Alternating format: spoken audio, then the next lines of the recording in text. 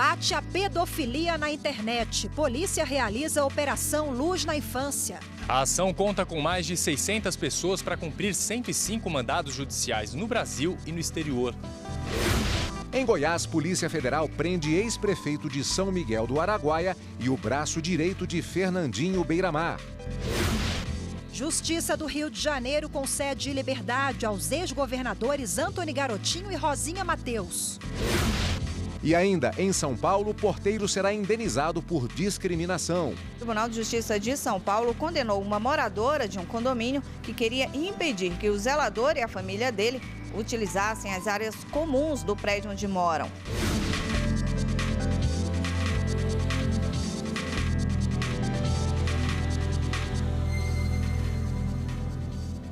Olá, boa tarde. Boa tarde. Polícia Civil de 14 estados, com o apoio da Polícia Federal, deu início hoje à 5ª fase da Operação Luz na Infância. A ação é para identificar autores de crimes de abuso e exploração sexual contra crianças e adolescentes praticados na internet. Estão sendo cumpridos no Brasil e em mais 6 países 105 mandados de busca e apreensão de arquivos com conteúdos relacionados aos crimes de exploração sexual. E quem tem mais informações sobre essa operação e conversa agora ao vivo com a gente é o repórter Gabriel Ciafrei. Olá, Gabriel, muito boa tarde para você. Oi, Rafaela, boa tarde para você, boa tarde a todos. Até o momento, 31 pessoas foram presas em flagrante nessa operação que cumpre 105 mandados judiciais de busca e apreensão. As polícias Civil e Federal e o Ministério da Justiça também contam com o apoio de 6 países: Estados Unidos, Panamá, Paraguai, Chile, Equador e El Salvador. Na 5ª fase da Operação Luz na Infância, são cumpridos 105 mandados judiciais de busca e apreensão em 14 estados e também no Distrito Federal.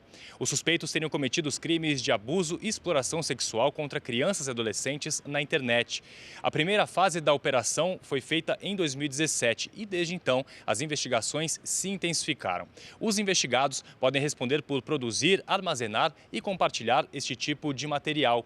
A pena máxima para estes crimes pode chegar a 18 anos de prisão. Voltamos ao estúdio. Esse foi o Gabriel Ciafrei ao vivo para o JJ1. Em Goiás, a Polícia Federal faz operação para desarticular uma quadrilha de tráfico internacional de drogas, comandada por Fernandinho Beiramar, um dos maiores traficantes do país. Entre os presos estão Leonardo Mendonça, considerado o braço direito de Beiramar, e Nélio Cunha, ex-prefeito de São Miguel do Araguaia. A Operação Ozark Narco conta com a participação de 130 policiais federais, que cumprem 50 mandados da Justiça em Goiás, São Paulo, Pará, Minas Gerais e Distrito Federal.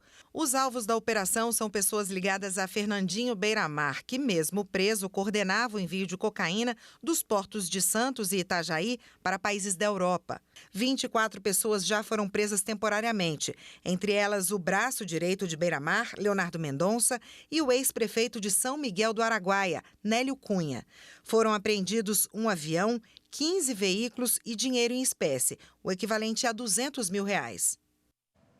Já estão em liberdade os ex-governadores Antony Garotinho e Rosinha Mateus. Eles foram presos ontem, após um pedido da 2ª Vara Criminal da comarca de Campos dos Goitacazes, no norte fluminense. Ao conceder a liberdade, o desembargador Ciro Darlan, do Tribunal de Justiça do Rio de Janeiro, considerou que a defesa enfrentou dificuldade de acesso aos autos do processo e destacou falta de embasamento para a prisão. O casal e outras 3 pessoas são suspeitos de participar de um esquema de superfaturamento em contratos celebrados entre a Prefeitura de Campos e a construtora Odebrecht. Está chegando ao fim o prazo para se inscrever para o teste público de segurança do Sistema Eletrônico de Votação. E quem tem mais informações e conversa com a gente ao vivo agora é a repórter Raquel Vargas, que fala lá do Tribunal Superior Eleitoral. Olá, Raquel, boa tarde para você. Boa tarde, Rafaela. Boa tarde, Cadu. Boa tarde a todos. Olha, o formulário de inscrição deve ser preenchido até este domingo, dia 8 de setembro. Quem quiser participar deve acessar o formulário no seguinte endereço: justiçaeleitoral, sem o cedilha, .jus.br/ TPS. Podem participar brasileiros maiores de 18 anos, estudantes e profissionais de tecnologia e de segurança da informação. Bom, e o que é esse teste de segurança? Ele é uma oportunidade para testar os componentes da urna eletrônica. E como que isso é feito? Esses inscritos, eles bolam planos e executam esses planos na tentativa de quebrar as barreiras de segurança do processo eletrônico de votação e verificar se há alguma vulnerabilidade. Se for verificada alguma falha, aí a equipe da Secretaria de Tecnologia de Informação, aqui do TSE, entra em campo, faz as correções necessárias e realiza novos testes para ver se está tudo certo. Isso tudo para garantir uma eleição mais segura, mais tranquila e mais transparente. Então, lembrando, quem quiser participar, porque as vagas são limitadas, tem até o dia 8 de setembro para se inscrever e o teste público de segurança será realizado entre os dias 25 e 29 de novembro. Eu volto com vocês. Raquel Vargas, ao vivo do TSE. E o plenário do Tribunal Superior Eleitoral começou a analisar uma ação de investigação judicial eleitoral em que a coligação O Povo Feliz de Novo acusa o presidente da República, Jair Bolsonaro, de ter sido beneficiado por uma empresa de comunicação durante a campanha eleitoral do ano passado. O ministro Jorge Mussi foi o relator da AIGE, em que a coligação O Povo Feliz de Novo afirmava que houve favorecimento do Grupo Record a Jair Bolsonaro, então candidato à presidência da República.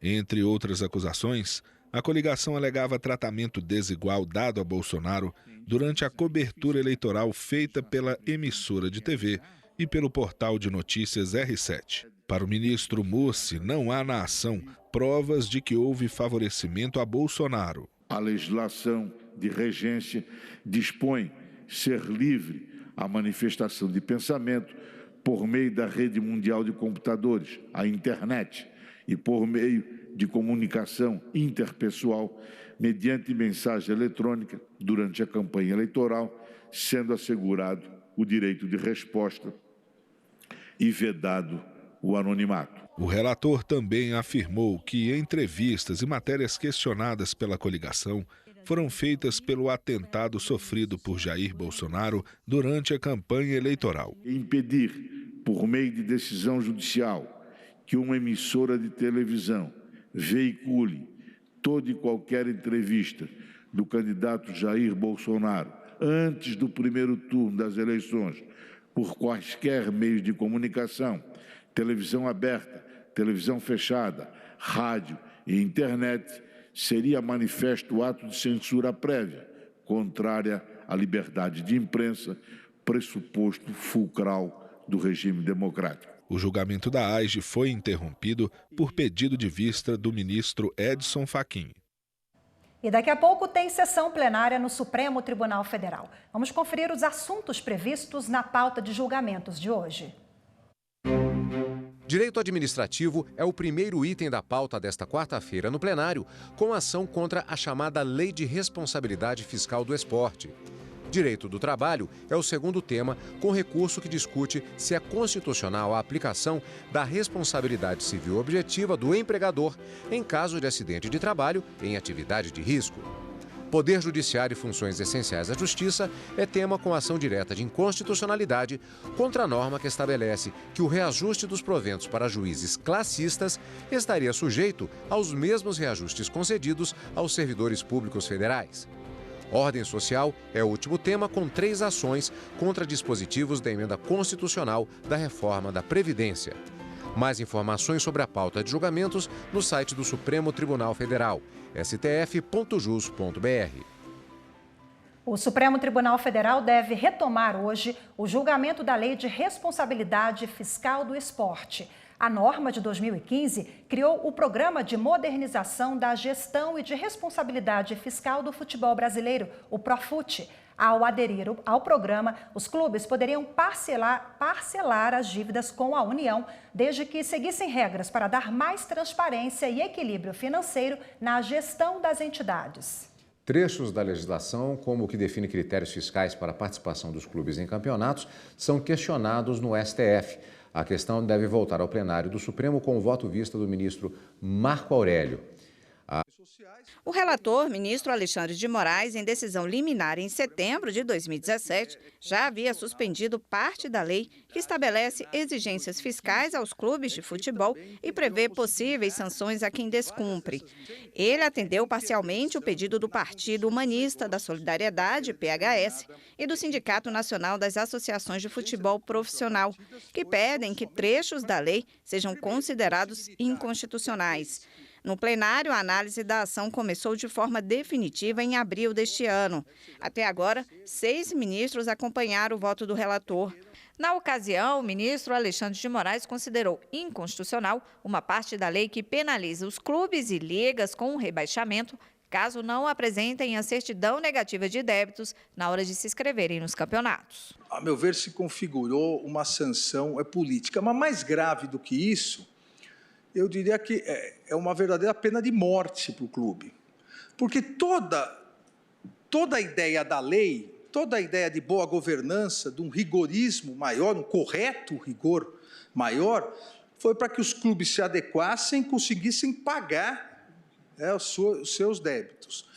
Eventual inadimplência, que deve ser cobrada pelas vias normais, mas se acarretar automaticamente a exclusão do campeonato do ano seguinte, aí que esse clube jamais vai conseguir pagar o que foi refinanciado. A sessão está prevista para as 14h e você pode acompanhar com a gente pelo Direto do Plenário. E no próximo bloco, Justiça de São Paulo condena moradora que queria impedir zelador e a família dele de utilizarem as áreas comuns do condomínio. De acordo com a decisão, a moradora vai ter que pagar R$12 mil por danos morais à família do trabalhador por abuso de direito e discriminação.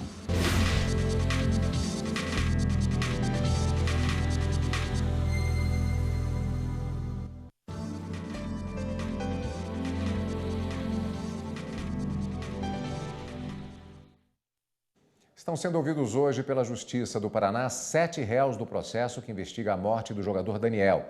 Os interrogatórios devem durar até sexta-feira.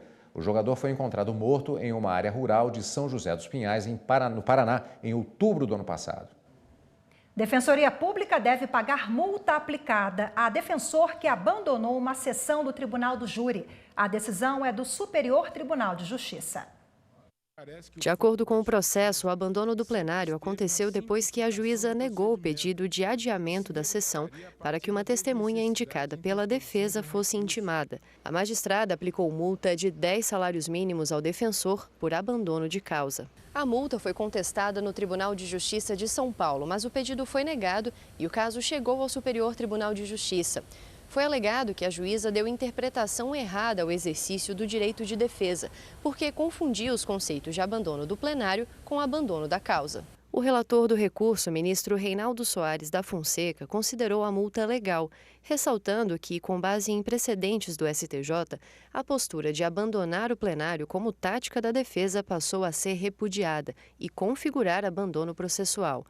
O ministro ressaltou ainda que, como o defensor exerce função em nome da Defensoria Pública, não é possível responsabilizá-lo pessoalmente, já que ele atuou como representante do órgão. Por isso, concluiu que a multa deve ser aplicada à Defensoria Pública sem prejuízo de eventual ação regressiva. O voto do relator foi seguido pela maioria dos ministros da 5ª turma. Em Minas Gerais, o município de Boa Esperança e uma professora de uma escola municipal, olha só, foram condenados a indenizar um aluno em R$6 mil por danos morais. Segundo a denúncia, a professora amarrou um aluno de 4 anos com fita adesiva à cadeira da sala de aula. Que absurdo, né, Cadu? E não foi só isso, não. Ainda de acordo com o processo, ela fez isso com outro aluno. Na decisão, o desembargador responsável pelo caso ressalta que cabe ao poder público o compromisso de velar pela preservação de sua integridade física. E uma mulher em São Paulo vai ter de indenizar um zelador e a família dele. A moradora queria impedir a família do trabalhador de circular nas áreas comuns do prédio onde mora. O entendimento da Justiça é que, sem previsão legal, distinção de espaços é discriminatória. Jairo faz o mesmo serviço há 25 anos como zelador no edifício residencial. Ele diz que sempre teve uma boa relação entre moradores do condomínio e os funcionários e nunca viu nenhum caso de discriminação. apesar de ser do tempo em que o funcionário não podia usar o elevador social, mas por aqui isso nunca aconteceu. Pode usar, não tem problema nenhum, pode usar o elevador de social, de serviço, sempre tem que estar usando, porque tem que limpar e fiscalizar também, né? Olhar se está sujo, se está limpo, se tem algum problema para passar para a gente resolver. Essa restrição de funcionários circular em áreas sociais de condomínios já foi decidida pela Justiça de que é discriminatória, porque não há base legal que justifique o tratamento diferenciado. O que diz a Constituição? A Constituição diz que, em princípio, as pessoas são iguais, né?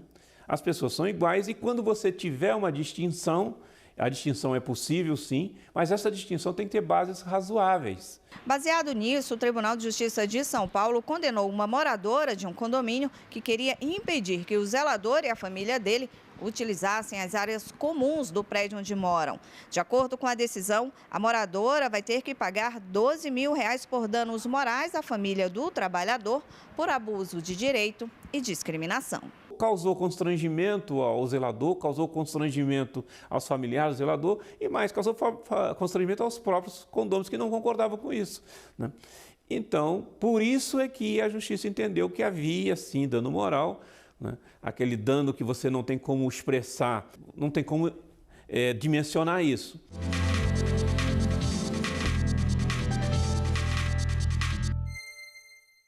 E para dar continuidade ao assunto, a gente recebe aqui no estúdio o promotor de justiça, Rafael Kurkowski. Seja bem-vindo, muito boa tarde. Boa tarde, doutor. Bom, vimos na reportagem um caso de discriminação. Existe diferença entre discriminação, preconceito e racismo? Ok, boa tarde aos telespectadores. Agradeço inicialmente ao convite a mim feito para participar e falar sobre um tema tão importante ao Brasil. E sim, de forma simples, preconceito envolve basicamente uma opinião superficial em relação a uma pessoa ou um grupo, que essa opinião não é baseada numa experiência ou em alguma informação real. É irracional, portanto, é uma simples crença. De forma vulgar também podemos dizer que o racismo é a crença de que membros de uma determinada etnia, por qualidades que essa etnia tem, são superiores ou inferiores quando comparados a membros de outra etnia. Também é uma crença. E a discriminação em si, ela não é crença, ela é uma ação, um fazer. É um tratamento injusto, um tratamento indevido, negativo de uma pessoa, porque justamente ela integra, pertence a um grupo, idade, gênero, sexo, e eu discrimino, eu causo um prejuízo por conta dessa minha concepção. Essa é a discriminação. Na reportagem. Que é o que a reportagem trouxe para nós hoje. Doutor, temos princípios gerais de direito, às vezes previstos explicitamente nas constituições ou mesmo na legislação infraconstitucional. No caso, temos o chamado princípio da igualdade. Todos esses tipos de discriminação, preconceito, racismo se enquadram em formas que atentam contra esse princípio? Sim, com certeza. Todas essas condutas que implicam discriminação, elas ofendem o princípio da igualdade.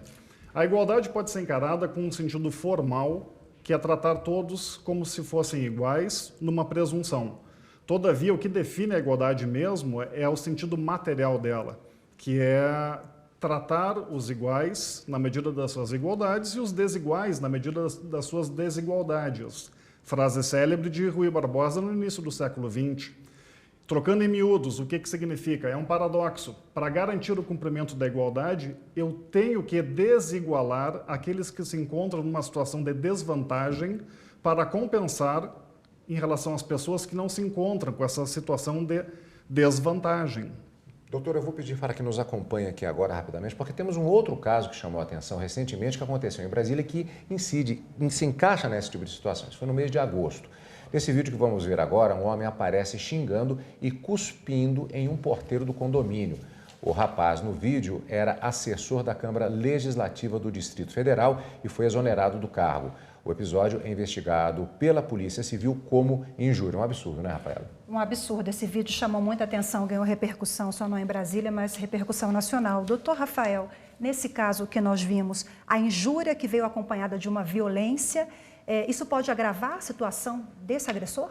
Sim, com certeza. A injúria, quando praticada da forma simples, sem nenhum fato que aumente a reprovabilidade do fato, ela tem determinada pena.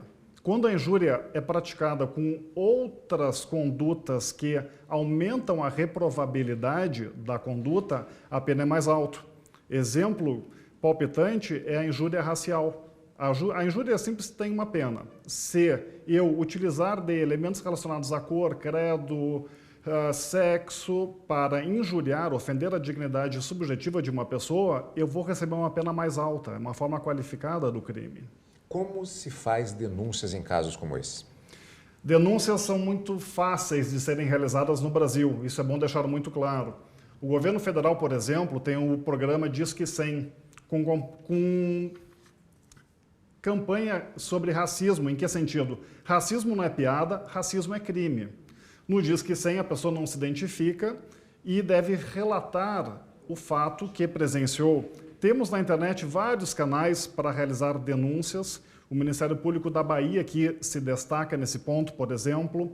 Temos a polícia, temos o próprio Ministério Público, que está sempre de portas abertas para receber qualquer notícia da prática de discriminação ou racismo em linha geral.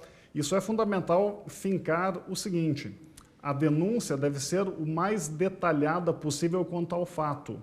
Ou seja, quando o interessado quer falar, deve identificar os sujeitos envolvidos, onde foi, o local, as circunstâncias, para deixar o fato bem claro. Ok, promotor Dr. Rafael Kurkowski, muito obrigada mais uma vez pela participação. Uma boa tarde. Boa tarde, doutor. Obrigado. E no próximo bloco, mantida a demissão de servidor que forneceu dados bancários usados como prova em processo administrativo disciplinar.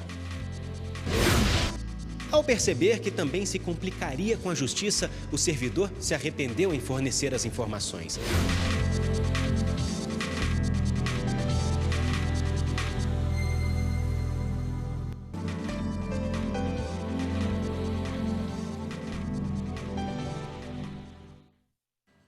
O presidente do Supremo Tribunal Federal, ministro Dias Toffoli, suspendeu os efeitos de decisão do Tribunal de Justiça de São Paulo, que havia determinado a exoneração imediata de 389 servidores ocupantes de cargos em comissão. O ministro considerou plausível o argumento de que a exoneração geraria impacto em áreas sensíveis como saúde e assistência social e causaria prejuízos à continuidade de políticas públicas. STJ mantém demissão de servidor que forneceu dados bancários usados como prova em processo administrativo disciplinar. A segunda turma do Superior Tribunal de Justiça confirmou por unanimidade o acórdão do Tribunal de Justiça de Pernambuco que determinou a demissão. O analista administrativo do próprio Tribunal Estadual era suspeito de negociar a venda de decisões judiciais e permitiu o acesso aos seus dados fiscais, bancários e telefônicos durante depoimento em processo administrativo disciplinar que apurava a conduta de um magistrado.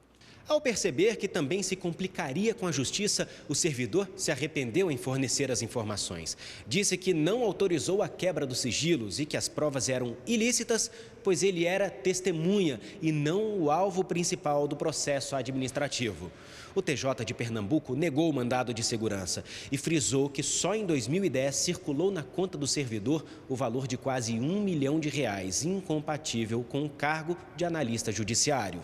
Para o relator do recurso no STJ, ministro Mauro Campbell Marques, o servidor consentiu com a quebra dos sigilos. E a análise detalhada da coleta das provas é inviável no mandado de segurança. O relator destacou também que, segundo o acórdão do Tribunal de Justiça de Pernambuco, as informações fiscais do servidor foram obtidas mediante autorização judicial. A venda do cigarro eletrônico é proibida no Brasil desde 2009, mas muitos fumantes compram no exterior ou mesmo de forma clandestina.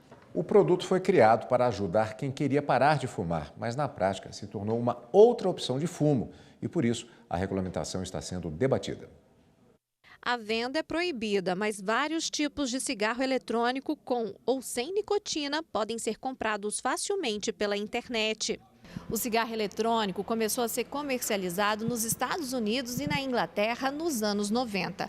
Logo, se espalhou pelo mundo, mas aqui no Brasil, a Anvisa proibiu a venda em 2009. A indústria e comércio indicava o produto para ajudar quem queria parar de fumar de forma gradativa.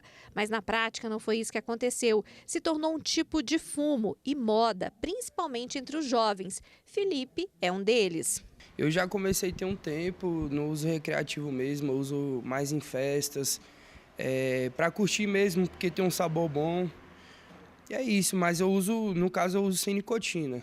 Se comparado ao cigarro convencional, os componentes que causam dependência química são somente 5%. Mas estudos feitos no Reino Unido e nos Estados Unidos revelam que 80% das pessoas que utilizaram o cigarro eletrônico para acabar com o vício continuaram fumando.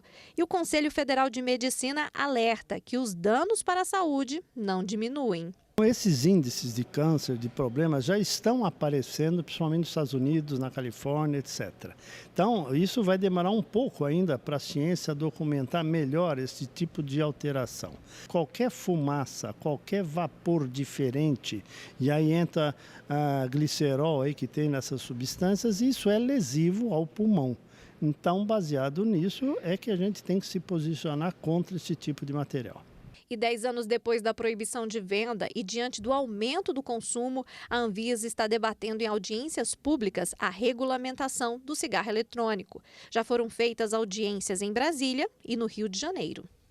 A Anvisa ela já realizou 2 audiências públicas sobre o tema, ela com vários atores da sociedade, indústria, instituições médicas, instituições de pesquisa, sociedade civil. E a gente fica por aqui. Muito obrigada pela sua companhia. Boa tarde e até amanhã. Fique agora com o programa TRT das Gerais. E lembrando que às 2 horas temos encontro marcado com o Direto do Plenário. Uma excelente tarde para você. Tchau, até lá.